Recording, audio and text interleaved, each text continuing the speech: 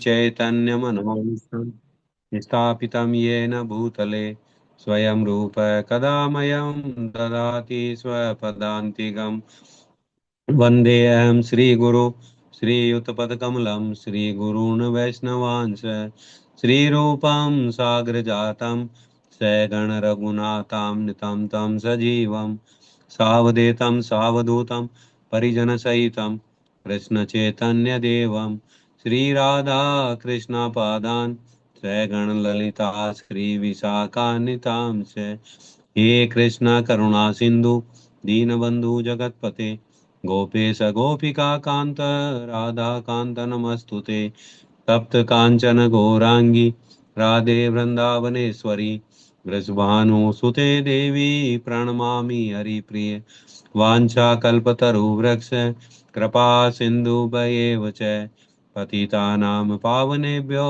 वैष्णवेभ्यो नमो नमः।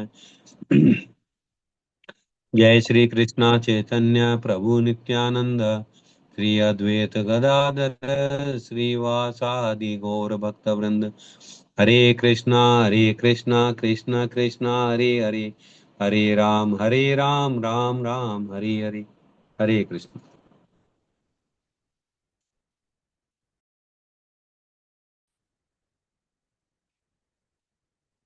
ओम नमो भगवते वासुदेवाय।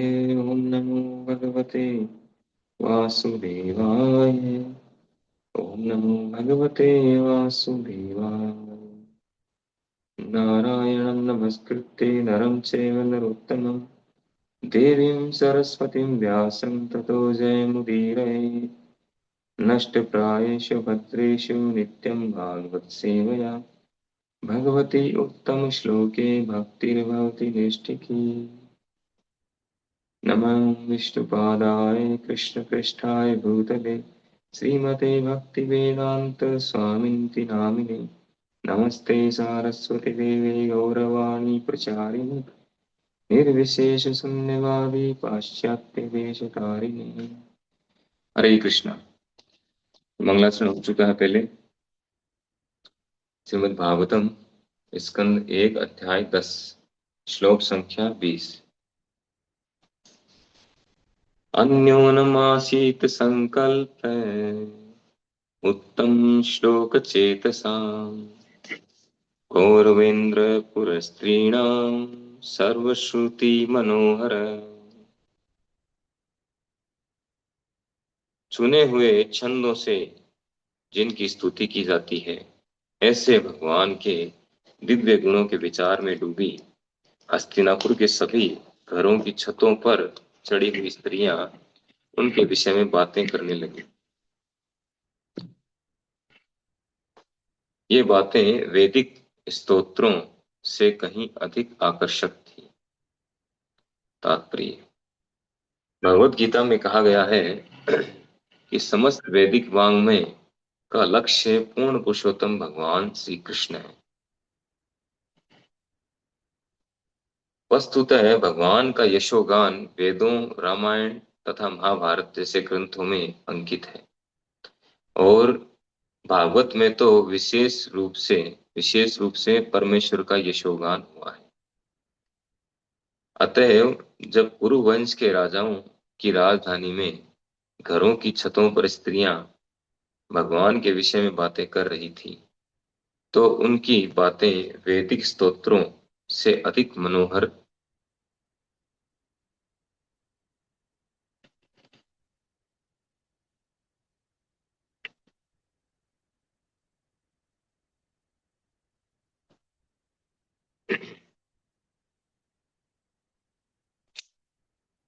उनकी बातें वैदिक स्तोत्रों से अधिक मनोहर लग रही थी। भगवान की प्रशंसा में जो भी गाया जाए वह श्रुति मंत्र है। गौड़ीय संप्रदाय के आचार्य ठाकुर नरोत्तम ने सरल बांग्ला भाषा में अनेक गीत लिखे, लेकिन उसी संप्रदाय के एक अन्य विद्वान आचार्य ठाकुर विश्वनाथ चक्रवर्ती ने नरोत्तम के इन गीतों को वैदिक मंत्रों के ही समान बताया है। इसका कारण है इनकी विषय वस्तु। भाषा का उतना महत्व नहीं है, विषय वस्तु की महत्ता है।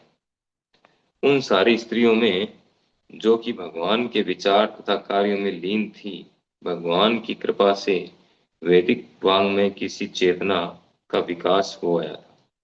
अतएव भले ही वे स्त्रियां संस्कृत की अच्छी विद्वान न रही थी, तो भी उनकी बातें वैदिक स्तोत्रों की अपेक्षा अधिक मनोहर लग रही थी।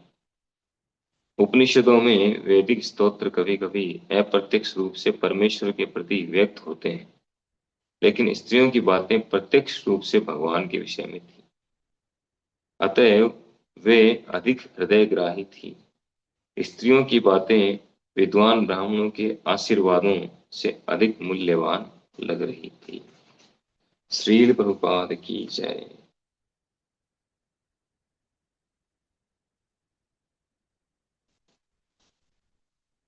तो भगवान श्री कृष्ण द्वारका के लिए प्रस्थान कर रहे थे हस्तिनापुर से। उस समय की घटना है, और सूत गोस्वामी नैमिषारण्य में बता रहे हैं इस घटना को शौनक आदि ऋषियों से। तो उस समय जब भगवान द्वारका हस्तिनापुर के महल से निकल रहे थे, तो महल की छतों पर सारी जो स्त्रियां थी, पुरुवंश की स्त्रियां, वो सब छतों के ऊपर चढ़ गई और वो भगवान के विषय में बातें कर रही थी, भगवान का गुणगान कर रही थी कि भगवान कितने सुंदर दिख रहे हैं। जो भक्त होते हैं वो हर समय भगवान का गुणगान करते हैं, भगवान के विषय में बातें करते हैं। मच्चिता मद्गत प्राण बोधयन्ते परस्परम कथयन्तश्च माम नित्यम तुष्यन्ति च रमन्ति च। भगवान चतुश्लोकी गीता में बताते हैं 10वें अध्याय में कि जो भक्त हैं, भगवान के शुद्ध भक्त हैं, मत चित्ता, उनका जो चित्त है, उनका मन है, वो हर समय भगवान में लगा रहता है। मत चित्ता मत गत प्राण, उनके प्राण जो है पूरी तरह से भगवान पर आश्रित हैं, भगवान में लगे रहते हैं, उनको और कुछ नहीं चाहिए, केवल श्री कृष्ण की प्रसन्नता, बस और कुछ नहीं। श्री कृष्ण कैसे प्रसन्न होंगे, इसी कॉन्शियस में रहते हैं और इसी के लिए प्रयास करते हैं।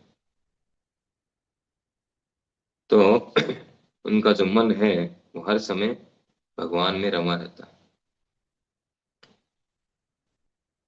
मच्चिता मदगत प्राणा बोधयन्ते परस्पर, आपस में जब भी एक दूसरे से मिलते हैं तो क्या बातें करते हैं, भगवान के विषय में, भगवान की लीलाओं के विषय में। कह रहे वो लीला की थी भगवान ने, उसमें ऐसा किया था, जो सक्टासुर को मारा उसमें ऐसा किया, पूतना को मारा उसमें ऐसा किया। इस तरह से आपस में बातें, यही यही बातें चलती हैं।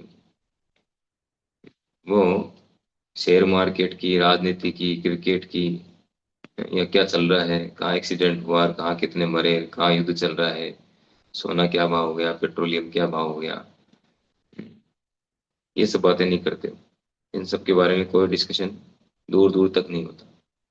और जब भी मिलते हैं एक दूसरे से, भक्तों से, केवल और केवल भगवान के विषय में बात करते हैं। जैसे गोपियां हैं, गोपियां जब श्री कृष्ण चले जाते थे वन में, यहाँ हम जो चर्चा कर रहे हैं हस्तिनापुर की जो स्त्री हैं उनकी बात कर रहे हैं, उनका ही भाव ऐसा इतना उत्तम था कि भगवान के विषय में चर्चाएं करती थी और कर रही थी। तो सोचिए गोपियों का कितना ऊपर का लेवल है, टॉप मोस्ट। तो गोपियां भगवान के बारे में सोचती रहती थी कि अभी श्री कृष्ण क्या कर रहे होंगे, अभी कृष्ण क्या कर रहे हैं, वहां चल रहे हैं, उनके पैरों में कांटे चुभ रहे होंगे। उनको उसका रियलाइज होता था, एहसास उसका, कि भगवान कृष्ण के पांव इतने कोमल है, इतने सुंदर हैं, और उस पांव से बिना चप्पल पहने और जंगल में गाय चराने के लिए जाते हैं। तो ये सोच सोच करके, और आपस में गोपियों से, एक दूसरी गोपियां मिलती तो आपस में यही बातें करती। इतना प्रगाढ़ प्रेम था भगवान के प्रति। तो मत चिता मत गत प्राण बोधयन्ते परस्परम, जब भी किसी से मिलते हैं आपस में भगवान के विषय में ही चर्चा करते हैं। सेवे मने कृष्ण पदार विंदयो वाचांसी वैकुंठ गुणान वर्णन। अम्बरीश महाराज का एग्जाम्पल देते हैं प्रभुपाद जी भागवतम से, कि उनका मन जो है भगवान के चरण कमलों में लगा रहता था। सैवे मन कृष्ण पदार विंदे। हर समय भगवान के चरणों में इनका मन लगा रहता, भगवान के स्मरण में उनका मन लगा रहता था। और वाचांसी वैकुंठ गुणानुवर्ण, अपनी वाणी के द्वारा वैकुंठ, वैकुंठ का अर्थ भगवान और उनकी लीलाएं, आध्यात्मिक जगत के जो कार्यकलाप हैं, भगवान की जो दिव्य लीलाएं हैं, अष्ट प्रहर लीलाएं जो आठों पहर चलती रहती है आध्यात्मिक जगत में। तो वाचांसी वैकुंठ गुणानुवर्ण, या यहाँ करके भगवान ने जो लीलाएं की है वृंदावन में, मथुरा में, द्वारिका में, वो सब लीलाओं का गुणानुवाद करते हैं। वाचांसी वैकुंठ गुणानुवर्णन, भगवान के गुणों का वर्णन। तो इस प्रकार से जो भक्त होते हैं वो हर समय भगवान के चिंतन में मत्त रहते हैं, पागल, उसी में लगे रहते हैं। तो मत चिता मत गत प्राणा बोधयंत परस्परम कथयंतस्य माम नित्यम तुष्यन्ति च रमन्ति च। वो मेरे बारे में बातें करके, भगवान कहते हैं मेरे विषय में बातें करके उनको क्या मिलता है, क्या मिलेगा भगवान के विषय में बात करके, क्या फायदा होगा। जनरली हर व्यक्ति फायदे की तरफ भागता है कि क्या बेनिफिट होगा मुझे, मेटेरियल बेनिफिट, स्पिरिचुअल बेनिफिट तो पता नहीं। तो स्पिरिचुअल बेनिफिट पता नहीं है, इसलिए वो उसको लगता है कि जो बेनिफिट यही है, मेटेरियल बेनिफिट है वही सर्वोत्तम है। लेकिन जो भक्त हैं उनको पता होता है कि वास्तविक लाभ या वास्तविक धन क्या है। गोलोक रे प्रेम धन हरि नाम संकीर्तन, वास्तविक धन तो ये है, हरि नाम या भगवान के गुणानुवाद, उनके विषय में चर्चा, ये वास्तविक धन है। तो इसलिए कहते हैं क्या मिलता है उनको, तुष्यंति च रमन्ति च, उनको दिव्य आनंद का अनुभव होता है, दिव्य आनंद प्राप्त होता है, इसीलिए वो संतुष्ट रहते हैं, उसमें तुष्ट रहते हैं, तुष्यंति। और रमन्ति, उसमें दिव्य आनंद का आस्वादन करते रहते हैं, रमते रहते हैं, उसमें रमते, रमना, कंटिन्यूसली जो है आनंद का आस्वादन करते हैं। और आनंद कम नहीं होता है, आनंद बढ़ता जाता है। आनंदाम बुद्धि, आनंदाम बुद्धि वर्धन, आनंद का जो सागर है हम बुद्धि, वो सागर बढ़ता जाता है। प्रतिपदम पूर्ण अमृत आस्वादन, और हर पग पग पर जैसे जैसे आगे बढ़ते हैं, हर स्टेप पर उनको आनंद का बढ़ता जाता है, बढ़ता जाता है। हमारी तो कल्पना के परे है, भौतिक जगत में ऐसा कोई आनंद है ही नहीं, भौतिक प्लेटफॉर्म पर नहीं है, भौतिक प्लेटफॉर्म पर ऐसा कोई आनंद या सुख नहीं होता। यहाँ तो हमें लगता है कि हम अ, जो हमारी भौतिक इच्छाएं होती है और हम सोचते हैं वो इच्छा पूरी हो जाए तो मैं कितना खुश हो जाऊंगा, आज तो ये हो जाए तो मैं इतना खुश हो जाऊंगा। और वो जब करना शुरू करते हैं, वो कार्य शुरू होता है, एग्जाम्पल खाना ही मान लो, भूख लग रही है जबरदस्त कड़ाके की, कई घंटे तक, 8-10 घंटे हो गए प्रसाद लिया नहीं है, तो कड़ाके की भूख लग रही है, तो इच्छा तो ऐसी होती है पता नहीं कितना खा जाऊंगा, अगर ये मिल जाए वो मिल जाए, 56 भोग तो सबका सब फिनिश कर दूंगा, ऐसी इच्छा होती है। खाने बैठते हैं तब वही 3 चपाती 4 चपाती, या क्या खा लेंगे, कितना खा लेंगे। और फिर जैसे जैसे खाते जाएंगे वैसे वैसे इंटरेस्ट कम होता जाएगा,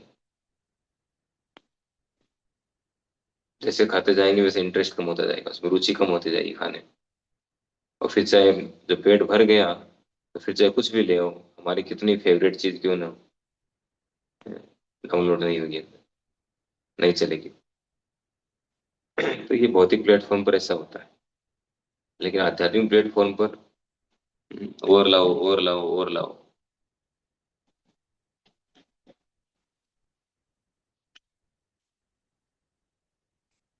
आध्यात्मिक प्लेटफॉर्म पर जो है वो संतुष्टि मिलती है, आनंद मिलता है, लेकिन फिर भी और बढ़ती जाती है लालसा उसको प्राप्त करने की।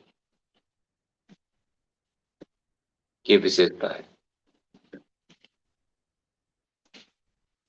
तो तुष्यंति च रमन्ति च, जो भगवान के भक्त हैं उनको उसमें दिव्य आनंद का आस्वादन होता है। तो जो छत पर जो स्त्रियां खड़ी थी वो भगवान के विषय में बातें कर रही थी, और यहाँ विशेष महत्वपूर्ण बात बता रहे हैं कि चुने हुए छंदों से जिनकी स्तुति की जाती है। भगवान की स्तुति किससे की जाती है? चुने हुए श्लोकों से, सिलेक्टेड श्लोकों से। हम्म, सामवेद के श्लोक, जो सिलेक्टेड श्लोक हैं, उनसे भगवान की स्तुति की जाती है। ये भगवान तो साधारण व्यक्ति नहीं है, वो तो परात्पर ईश्वर है, सर्वे सर्वा है। उनकी स्तुति में ऐसे शब्द, जो शब्द होते हैं वो बहुत ही चुने हुए शब्द होते हैं। और ये हम प्रार्थनाओं में देख सकते हैं।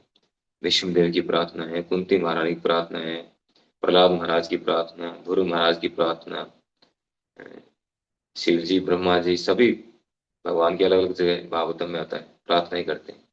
और उन प्रार्थना में जो शब्द हैं, अब देखिए कितने चुने हुए शब्द हैं। तो चुने हुए शब्दों से भगवान की जो प्रार्थना की जाती है, इन भगवान की स्तुति की जाती है। ऐसे ऐसे भगवान के दिव्य गुणों के विचार में डूबी। तो वो जो स्त्रियां, हस्तिनापुर की जो स्त्रियां थी गुरुवंश की, वो छतों पे खड़े होकर के और भगवान के विषय में बातें कर रही थी, चर्चाएं कर रही थी। तो वो कोई श्लोक कोट नहीं कर रही थी, जो सामवेद के श्लोकों को गा रही है सिस्टमेटिक तरीके से पूरा। नहीं, ऐसा कुछ नहीं था। वो तो भगवान से प्रेम था उनका, और उस प्रेम के कारण भगवान के विषय में, उनके गुणों के विषय में वो आपस में डिस्कशन कर रही थी। लेकिन भगवान को ऐसा डिस्कशन या ऐसा जो गुणानुवाद है, वो वेदों की ऋचाओं से, वेदों के छंदों से भी अधिक पसंद है। क्योंकि यहाँ प्रभुपाद जी ने क्लियर किया इस बात को कि वेदों के छंद जो है उसमें तो प्राय जो है इनडायरेक्टली भगवान को इंडिकेट किया गया, इनडायरेक्टली, डायरेक्ट नहीं किया गया। कुछ जगह डायरेक्ट है, ज्यादातर इनडायरेक्ट मिलेगा, परमात्मा फॉर्म या जो भी है इनडायरेक्ट रूप में। लेकिन वो जो बातें कर रही थी तो डायरेक्ट कृष्ण के बारे में बात कर रही थी, और भगवान कृष्ण वहीं पे थे, तो डायरेक्ट सीधा भगवान के विषय में बात, भगवान श्री कृष्ण के विषय में बात कर रही थी। यानी भगवान श्री कृष्ण से उनका सीधा संबंध था। भगवान को इस तरह का जो ग्लोरिफिकेशन है, वो ज्यादा अच्छा लगता है, उनसे ज्यादा अच्छा लगता है। वो है ही, वो तो अच्छा है ही, बढ़िया है, वो करते भी हैं सभी, सभी देवी देवता भी करते हैं, भक्त लोग भी करते हैं, स्तुतियां गाते हैं। लेकिन उससे भी ज्यादा भगवान को आनंद लगता है, आनंद आता है जब उनके शुद्ध भक्त उनके विषय में बातें करते हैं। चाहे वो उसमें संस्कृत न हो, अपनी लोकल भाषा में बात करें, जैसी भी उनकी भाषा है, ब्रज भाषा हो या अपनी लोकल हो, मारवाड़ी हो, राजस्थानी हो, गुजराती हो, बंगाली हो, कोई भी भाषा क्यों ना हो, इससे कोई फर्क नहीं पड़ता है। फर्क पड़ता है विषय वस्तु से। प्रभुपाद जी ने कहा उसकी विषय वस्तु क्या है। अगर विषय वस्तु कृष्ण है, कृष्ण के विषय में बातें हो रही है, तो भाषा कुछ भी हो। जैसे जो अ, चाइना के लोग हैं, वो भी हरे कृष्णा बोलते हैं, हम भी हरे कृष्णा बोलते हैं। तो वो हरे कृष्ण नहीं बोल पाते, वो हरे कृष्णा बोलते हैं। लेकिन भगवान उसको उससे भी प्रसन्न है। उनकी भाषा कुछ भी हो, बोलने का तरीका कुछ भी हो, इंटेंशन क्या है, वो किसको किसको इंडिकेट कर रहे हैं, किसके विषय में बोल रहे हैं, वो है मेन चीज। तो उन्होंने एग्जाम्पल दिया है, प्रभुपाद जी ने बहुत सुंदर एग्जाम्पल दिया है श्री नरोत्तम दास ठाकुर जी का। नरोत्तम दास ठाकुर जो है, उन्होंने, महान आचार्य गौड़ीय संप्रदाय के, उन्होंने बांग्ला भाषा में, सरल बांग्ला भाषा में भगवान के विषय में भजन लिखे हैं। बहुत सुंदर सुंदर भजन है। तो यद्यपि बांग्ला भाषा में है, फिर भी वो भजनों का जो विषय वस्तु है, भजन हम सुनेंगे, पढ़ेंगे, भगवान के प्रति जो शरणागति है भजनों में, भगवान के प्रति डेडिकेशन, भगवान का ग्लोरिफिकेशन, वो इतना सुंदर है कि वो वेदों की ऋचाओं के समान ही, उससे कम नहीं है। एडवांस भले, उससे कम नहीं है।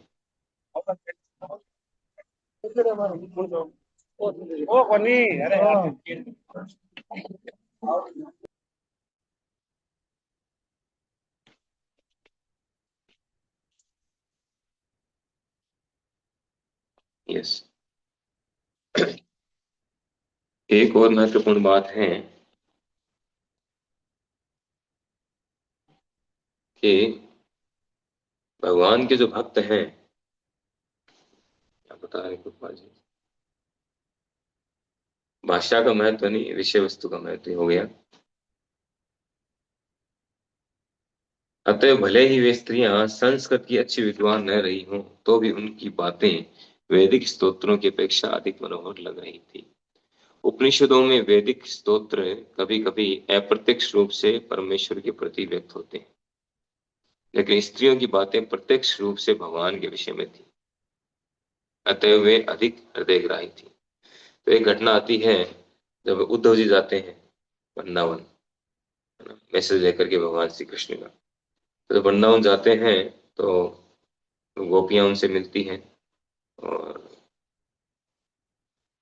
गोपियों का प्रेम इतना प्रगाढ़ प्रेम होता है, और वो उनको समझाना चाहते हैं भगवान कितने महान हैं, भगवान ये है, भगवान वो है, परमात्मा है, ये सब समझाते हैं। गोपियों की बिल्कुल गोपियां रिजेक्ट कर देती है तुरंत कि अपना ज्ञान अपने पास रखो, हम नहीं जानते ये सब चीजें, कौन भगवान है, कितना महान है। हम तो कृष्ण को जानते हैं, कृष्ण से प्रेम करते हैं और कृष्ण को जानते हैं, हम कोई भगवान को नहीं जानते, आपके होंगे भगवान। तो उनका ऐसा भाव था, यानी वो डायरेक्ट भगवान से प्रेम। जैसे भगवान के दो प्रकार के नाम हैं, एक डायरेक्ट है, एक इनडायरेक्ट है। जैसे परमात्मा या भगवान, ईश्वर, नियंता, ये सब जो है, ये डायरेक्ट नाम नहीं है भगवान के। कृष्ण, राम, ये डायरेक्ट नाम है। तो ये मुख्य नाम है, ये वो मुख्य नाम नहीं है। तो इसी तरह से गोपियां जो है, उन्होंने तुरंत उनकी बातों को रिजेक्ट किया, और भगवान के प्रति जो उनका प्रेम था वो वहां पर प्रदर्शित हो रहा था। यद्यपि उद्धव जी बहुत पढ़े लिखे थे, और बृहस्पति से पढ़ करके आए थे, देवगुरु बृहस्पति से, इतने इंटेलिजेंट थे। तो वो उनको अपना ज्ञान बता रहे थे और भगवान की महानता के बारे में बता रहे थे, लेकिन गोपियां बिल्कुल सुनने को तैयार नहीं थी। क्योंकि जैसे ही जो शुद्ध भक्त हैं और भगवान से इस तरह का प्रेम करते हैं, गोपियां हैं जैसे, और अगर वो उनको भगवान मानने लग जाएंगे, तो फिर वो प्रेम जो है उनका शिथिल हो जाएगा, ऐश्वर्य भाव आ जाएगा। तो उनमें ऐसा होता ही नहीं है। उनके सामने सामने अगर श्री कृष्ण अपने आप को भगवान दिखाएं, घोषित करें भगवान, तो भी वो नहीं मानेंगे। ऐसी भक्त है। जैसे जब रास मंडल से चले जाते हैं कृष्ण, को गायब हो जाते हैं वहां से, फिर गोपियां ढूंढने के लिए निकलती है, तो एक जगह विष्णु रूप में आते हैं। विष्णु रूप में आते हैं तो सब गोपियां उनको देखती हैं। गोपियों को पता है कि कृष्ण ही विष्णु है, या उनको पता नहीं है, उनको ज्ञान नहीं है इतना, सब ज्ञान है उनको, सब कुछ पता है। लेकिन विष्णु जी देखते ही, विष्णु विष्णु के रूप में देखते हैं, उनको प्रणाम करती है, उनको भगवान की तरह ट्रीट करती है, और आगे निकल जाती है, ज्यादा इंपॉर्टेंस नहीं देती। बस उनको उनकी तरह जो उनका रूप है उसके अनुसार उनको महत्व दिया, प्रणाम किया, निकल गई। वो तो कृष्ण को ढूंढ रही है, वो कृष्ण को ढूंढने निकल जाती। और कृष्ण वहां दो भुजा की जगह चार भुजा करके खड़े हैं, विष्णु बने, लेकिन वो प्रणाम करके चली जाती है। जबकि कृष्ण रूप में जब होते हैं तो उनका आलिंगन भी करती है, उनको दो बात भी बोल देती है। उनका व्यवहार एक फ्रेंड जैसा है, मित्र जैसा। लेकिन जैसे विष्णु रूप में देखती हैं, चार भुजा रूप, उनको प्रणाम करती है, यानी ऐश्वर्य भाव वहां पर। फिर बाद में जब राधा रानी आती है वहां पर, राधा रानी देखती है, तो राधा रानी के समक्ष श्री कृष्ण जो है, क्योंकि श्री कृष्ण राधा रानी से इतने अट्रैक्ट होते हैं, वो अपने उस रूप को बनाए नहीं रख पाते, तुरंत उनकी दो भुजाएं गायब हो जाती है, और दो भुजा वाले कृष्ण बन जाते हैं वापस। तो गोपियों का जो भाव है, गोपियों का जो लेवल है, या उनके शुद्ध भक्त जो है भगवान के, वो डायरेक्ट भगवान के विषय में बातें करते हैं, भगवान से डायरेक्ट प्रेम करते हैं, और इन सब चीजों से प्रभावित नहीं होते। या दूसरे जो रूप हैं, या दूसरे परमात्मा फॉर्म है, उन सब का सम्मान करते हैं, लेकिन उनके प्रति उनसे इतना उनका अटैचमेंट वो नहीं होता जो कृष्ण से। तो स्त्रियां जो हैं, यद्यपि वो इतनी पढ़ी लिखी नहीं थी, वेदों की ऋचाएं उनको नहीं आती थी, संस्कृत के श्लोक नहीं आते थे, लेकिन वो अपनी लोकल भाषा में ही भगवान का गुणगान कर रही थी। उस गुणगान से भगवान बहुत प्रसन्न हो रहे थे, बहुत आनंद मिल रहा था, दिव्य आनंद मिल रहा था। जैसे वैकुंठ जगत है, तो वैकुंठ जगत में भी भगवान की सेवा होती है और गोलोक में भी सेवा होती है। जैसे यहाँ जब भगवान आए तो द्वारिका में उनकी रानियां थी। द्वारिका में 16,108 रानियां, और सबके साथ भगवान है, कितनी सेवा हो रही है उनकी। लेकिन भगवान इतने खुश नहीं थे, वो गोपियों को याद करते रहते थे, ग्वाल वालों को याद करते रहते थे। तो एक बार पूछा उन्होंने, अ, रानियों ने, कि ऐसा क्या है उनमें। तो भगवान ने फिर वो ट्रेलर दिखाया। भगवान ने एक्टिंग किया सर दर्द का, कि सर दर्द हो रहा है, बहुत खतरनाक वाला सर दर्द होने लग गया, कोई इलाज नहीं है, सारे वेद डॉक्टर सब आ गए, कोई ट्रीटमेंट हो नहीं रहा है। तो फिर नारद जी आए वहां पर। तो नारद जी ने आके पूछा कि अ, देखा, समझ गए सारी लीला को। तो फिर पूछा क्या इलाज है आपका। तो भगवान ने कहा कि मेरा कोई भक्त अपने चरणों की धूल अगर दे दे तो मेरा सर दर्द ठीक हो जाएगा। तो नारद मुनि ने कहा ठीक है। नारद मुनि सर्च करने के लिए निकले, इससे मांगे। तो पहले रानियों से पूछा सबसे जाके 1 to 1।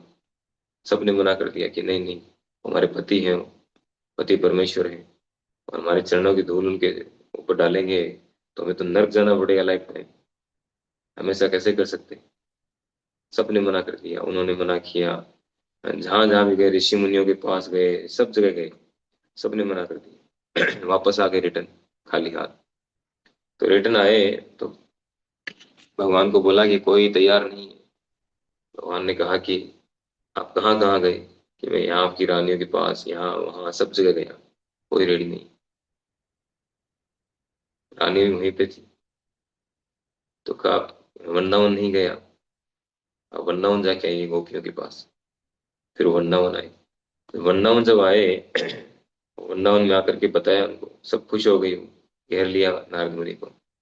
तो नारद मुनि ने कहा कि भाई मैं थोड़ा इमरजेंसी में हूँ, ऐसी घटना है, भगवान श्री कृष्ण का सर दर्द हो रहा है, हेडेक हो रहा है, उनके लिए मेडिसिन लेने के लिए आया हूँ, सर्च कर रहा हूँ। तो ये क्या चाहिए बताइए, हम दे देते हैं, हम चलते हैं।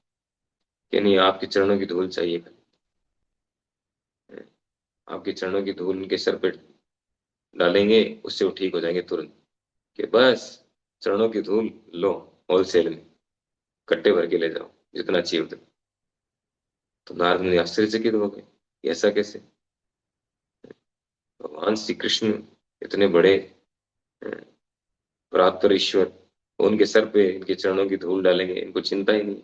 तो नारद मुनि ने कहा कि आपको टेंशन नहीं है, आपको कोई अपने फ्यूचर की चिंता नहीं है कि क्या होगा।